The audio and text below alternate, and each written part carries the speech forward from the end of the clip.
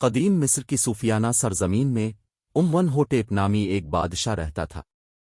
وہ رحم دل آدمی تھا، اس کے دور حکومت میں خوشحالی تھی اور اس کے لوگ اس سے بہت پیار کرتے تھے۔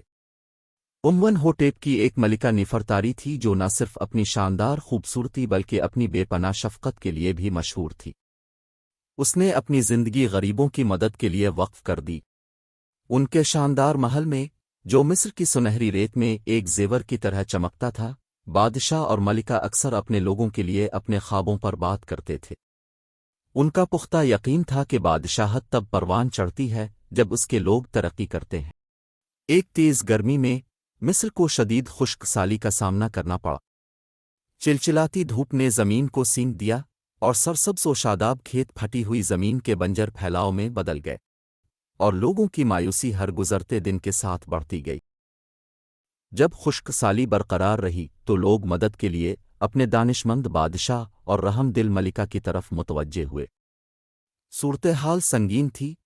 ون ہوٹیپ نے اپنے مشیروں سے ملاقات کی اور شاہی اناج کو لوگوں کے لیے کھولنے کا فیصلہ کیا۔ بادشاہ کے فیصلے کی خبر جنگل کی آگ کی طرح مملکت میں پھیل گئی۔ سرزمین کے کونے کونے سے شہری شاہی اناج میں آئے جہاں ان کا کھلے عام استقبال کیا گیا۔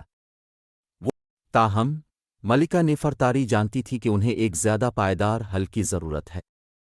اس نے معاملات کو اپنے ہاتھ میں لینے کا فیصلہ کیا۔ ہنرمند مماروں اور انجینئروں کے ایک گروپ کو اکٹھا کرتے ہوئے اس نے پانی کو محفوظ کرنے اور خشک سالی کے اثرات کو کم کرنے کے لیے کمیونٹی سے چلنے والا ایک پروجیکٹ شروع کیا۔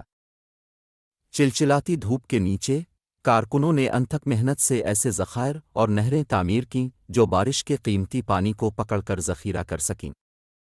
ملکہ ذاتی طور پر اپنے لوگوں کے ساتھ مل کر اس منصوبے کے ہر پہلو کی نگرانی کرتی تھی۔ پھر ایک دن جب مزدور نئے تعمیر شدہ آبی ذخائر کے قریب محنت کر رہے تھے، ایک معجزہ ہوا۔ گہرے بادل سر پر جمع ہو گئے اور آسمان پر گرج چمک رہی۔